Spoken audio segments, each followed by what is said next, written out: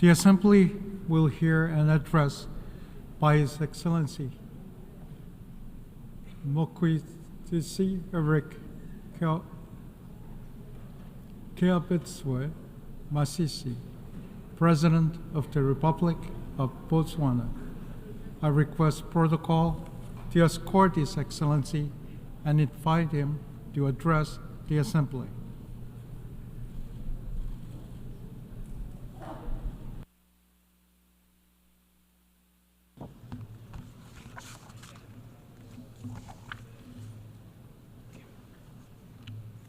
Mr. President, Excellencies, distinguished ladies and gentlemen, I wish to start by extending my congratulations to you on your election as President of the General Assembly at its 79th session.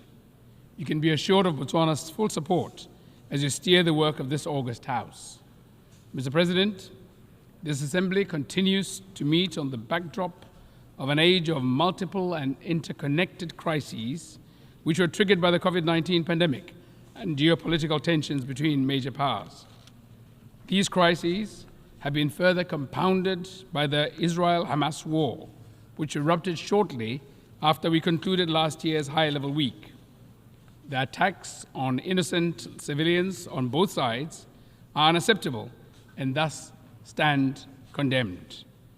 In the same vein, we wish to express our deep concern of the situation in the Gaza Strip, where the war has resulted in catastrophic humanitarian crises and unprecedented fatalities for civilians, children, and humanitarian workers. I should also register Botswana's concern regarding the loss of lives of the United Nations Relief and Works Agency for Palestinian Refugees in the Northeast, UNRWA personnel. I take this opportunity to pay tribute to UNRWA personnel and all humanitarian workers and their commitment to deliver aid, save lives, and alleviate suffering in Gaza and elsewhere. We owe them a debt of gratitude, and they deserve our full protection.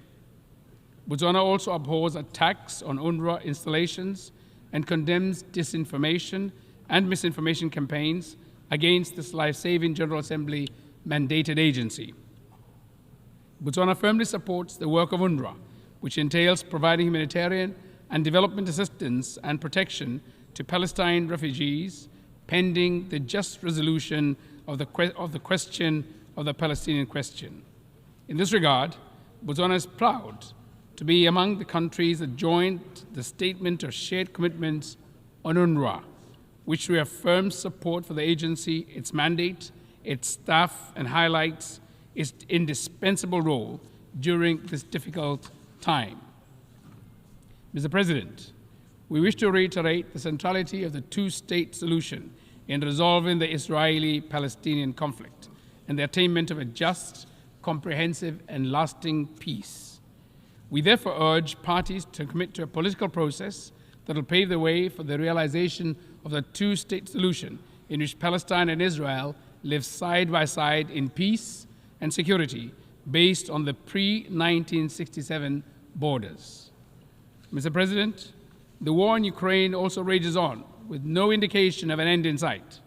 We continue to underscore the need to respect the sovereignty and territorial integrity of Ukraine, in line with the United Nations Charter and international law. We also call on parties to give diplomacy and dialogue a chance and to seek a peaceful resolution. In Africa, the guns still have not gone silent. We continue to grapple with armed conflict, terrorism, and potentially explosive geopolitical tensions. We commend the African Union, sub-regional bodies, as well as the UN for their efforts in addressing these challenges. In this vein, we welcome the adoption of United Nations Security Council Resolution 2719 of 2023 on the provision of support by the United Nations to AU-led peace support operations on a case-by-case basis and look forward to its operationalization. Mr. President, I must add that this time of escalated armed conflicts, violent crime, and humanitarian crisis requires intensified efforts and more vigilance to protect human rights, advance humanitarian action, and promote the accountability in line with the UN Charter, international law, international humanitarian law, as well as relevant principles such as the responsibility to protect, or R2P. Mr. President, it is evident that peace is under strain across the world.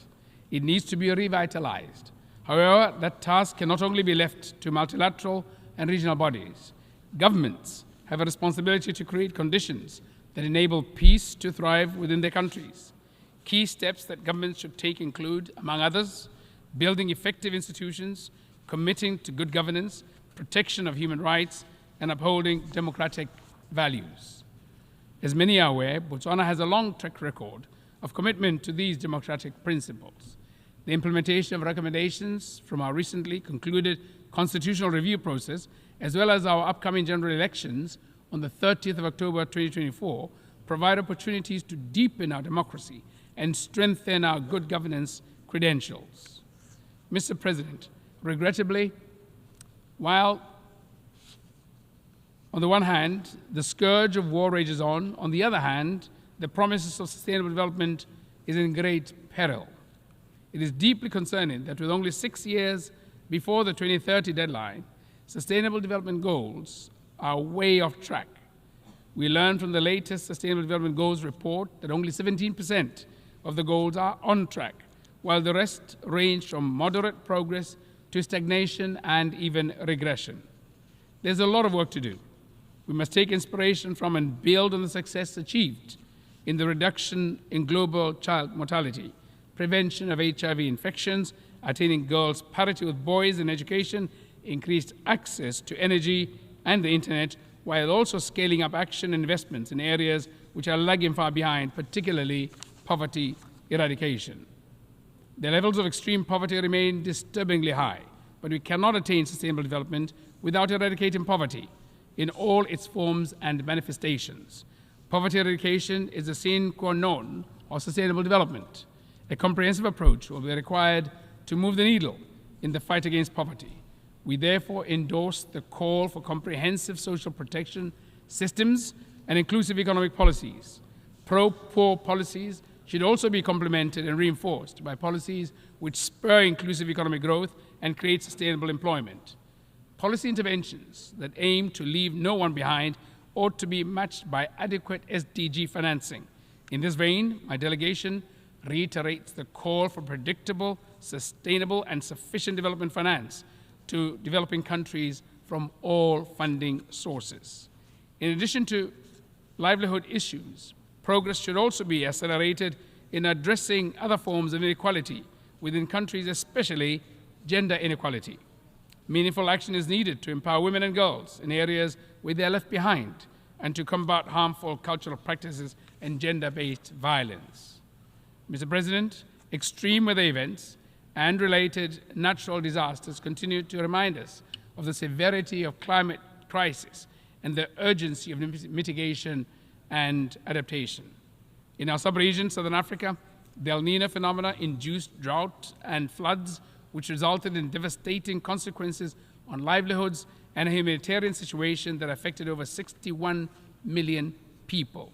I take this opportunity to reiterate the Southern Africa Development Community's SADC regional humanitarian appeal of at least $5.5 billion aimed at augmenting domestic resources of the affected member states, including efforts to resource mobilization from national, regional, and international partners in response to the impacts of El Niño-induced drought and floods.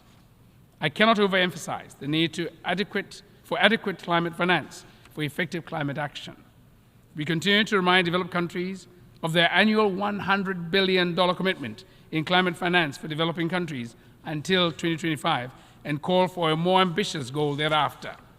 Mr. President, efforts at attaining sustainable development ought to be redoubled in countries in special situations, in particular small island developing states, SIDS, least developing countries, LDCs, and landlocked developing countries, LLDCs, which are disproportionately affected by development challenges. Botswana, as an LDC and current chair of the group of LLDCs at the UN, is deeply concerned by enormity of challenges faced by LLDCs in their effort to implement the 2030 Agenda and its SDGs. With no direct territorial access to the sea, LLDCs struggle with international trade, connectivity, and economic development. Our countries are cut off from the global marketplace and without the means to develop adequate transport and logistics infrastructure, and inevitably face significant challenges in achieving the Sustainable Development Goals. The forthcoming third United Nations Conference on Landlocked Developing Countries, LLDCs 3, from 10th to 13th December in 2024 in Gaborone, Botswana, under the theme Driving Progress Through Partnerships, will provide an opportunity to effectively address these challenges in an ambitious, action-oriented, and forward-looking program of action.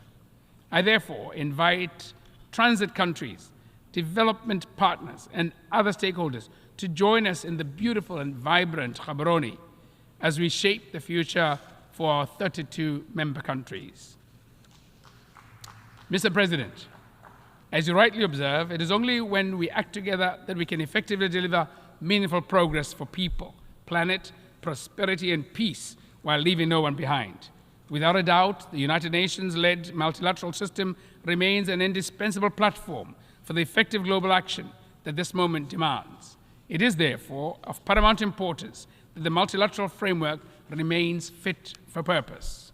The onus is on us as member states to ensure that our intergovernmental processes enable rather than stifle effective multinational action and international cooperation. We must not allow the current geopolitical tensions and great power rivalries to get in the way of progress.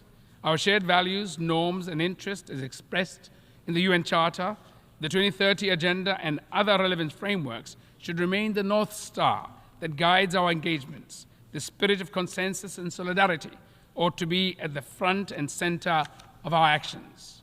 Mr. President, allow me to conclude by reaffirming Botswana's commitment to working constructively on all agenda items before the General Assembly during this session. This session offers opportunities to turbocharge action for peace, sustainable development, and human rights for the benefit of present and future generations. Let us seize the moment. I thank you. Good afternoon.